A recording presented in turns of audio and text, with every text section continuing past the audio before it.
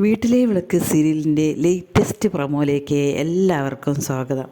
വിസ്മയ അവിടെ നിന്നും ബാഗ് തൂക്കി ഇറങ്ങുമ്പോൾ അജയ് ആ വഴിക്ക് പോവുകയായിരിക്കും കേട്ടോ. അജയ് ആ വഴിക്ക് പോകുമ്പോൾ പെട്ടെന്ന് തന്നെ വിസ്മയെ കാണുകയും അജയ് കാറ് നിർത്തി വിസ്മയോടെ എവിടേക്കാണ് എന്ന് ചോദിക്കും. വിസ്മയ ഇങ്ങനെ കാര്യങ്ങളെല്ലാം പറയണം, എനിക്കൊന്ന് ടൗൺ വരെ പോകണം എന്ന് പറയണം. എന്നാൽ ശരി, നീ വണ്ടിയിലോട്ട് കയറിക്കോ, ഞാൻ കൊണ്ടാക്കാം എന്ന് പറയണം.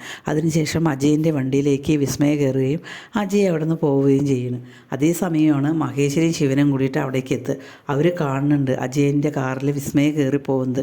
അപ്പോൾ അത് കാണുമ്പോൾ തന്നെ മഹേശ്വരി പറയുകയാണ് ശിവയുടെ അടുത്ത്, ഇവർ തമ്മിൽ എന്തോ ബന്ധമുണ്ട്, അതെന്താണെന്ന് കണ്ടുപിടിക്കണം. പക്ഷെ അതൊരിക്കലും നല്ലതിനല്ല, എങ്ങനെയാണ് ഇവർ ബന്ധപ്പെട്ടത് എന്നിവർ ചിന്തിക്കണം.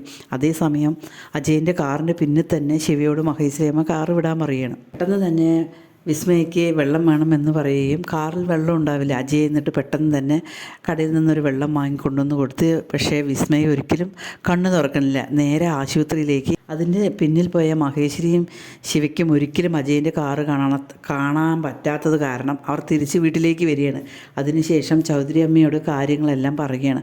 അവർ തമ്മിൽ എന്തോ ഒരു ബന്ധമുണ്ട്, അതങ്ങനെ തുടരാൻ പാടില്ല, അത് ആപത്തിലേക്കാണ് എന്നിങ്ങനെ മഹേശ്വരിയും ശിവനും ഇങ്ങനെ പറയുകയാണ് കേട്ടോ. ശിവ ഇങ്ങനെ പറയുന്നുണ്ട്, ഞാൻ അപ്പോഴേ പറയണ്ടായിരുന്നു കാര്യങ്ങൾ എന്തൊക്കെയോ എവിടെയൊക്കെയോ മണക്കണുണ്ട് എന്ന് പറയുന്നുണ്ട് എന്ന് പറയണം.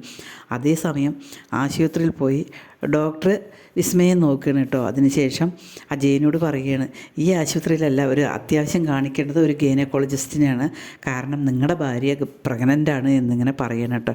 അപ്പോഴേക്കും വിസ്മയ റെഡിയുമായിട്ടുണ്ടാകും. അജയ് ആകെ സ്തംഭിച്ചു പോവുകയാണ് കേട്ടോ.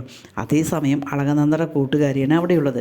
അളകനന്ദയോട് വിളിച്ച് പറയണം, നിൻ്റെ ഭർത്താവ് ഇതാ ഒരു പ്രഗ്നൻ്റായ സ്ത്രീക്ക് കാവല് നിൽക്കുകയാണ് എന്നിങ്ങനെ പറയണം കേട്ടോ. അത് കേൾക്കുമ്പോൾ തന്നെ അളകനന്ദയ്ക്ക് കാര്യങ്ങൾ ഏകദേശം പിടികിട്ടിട്ടുണ്ട്. അളകനന്ദ പറയണം, ഞാൻ ദപ്പ വരാം എന്ന് പറഞ്ഞ് ഫോൺ വയ്ക്കുകയാണ്. പിന്നീട് ഹരീന്ദ്ര അമ്മയോട് പറയുകയാണ്, എന്തായാലും ശരി അവളെ ഇങ്ങോട്ടേക്ക് കൊണ്ടുവരണം എന്ന് പറയണം. ഹരീന്ദ്രൻ്റെ അമ്മ പോലീസിൽ കേസ് കൊടുക്കണം, എനിക്ക് ഭക്ഷണത്തിൽ വിഷം തന്നു എന്ന് പറഞ്ഞിട്ട് ഞാൻ കേസ് കൊടുക്കാൻ പോവുകയാണ് അമ്മയും അമ്മാവനും പറയണം. അപ്പോൾ അത് വേണ്ട എന്ന് പറഞ്ഞിട്ട് ഹരീന്ദ്രൻ ഇങ്ങനെ അമ്മയോട് പറയുകയാണ് കേട്ടോ. അത് വേണ്ടെന്നുണ്ടെങ്കിൽ നിൻ്റെ ഭാര്യയെ ഒരിക്കലും ഇങ്ങോട്ടേക്ക് വിളിച്ചിട്ട് വരരുത് എന്നിങ്ങനെ പറയണം. അതേസമയം അമ്മയോട് പൊട്ടിത്തെറിക്കുകയാണ് ഹരീന്ദ്രൻ.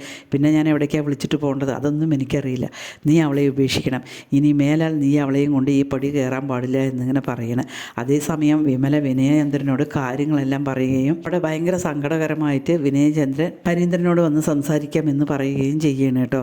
അതേസമയം വിനയചന്ദ്രൻ വിസ്മയെ അന്വേഷിച്ച് പോവുകയാണ്. വിനയേന്ദ്രൻ ഇതൊന്നുമല്ല, വിസ്മയ എവിടെയുണ്ട് എന്ന് കണ്ടെത്തണം, അതാണ് എൻ്റെ ആവശ്യം എന്നിങ്ങനെ പറയുകയും ചെയ്യണം.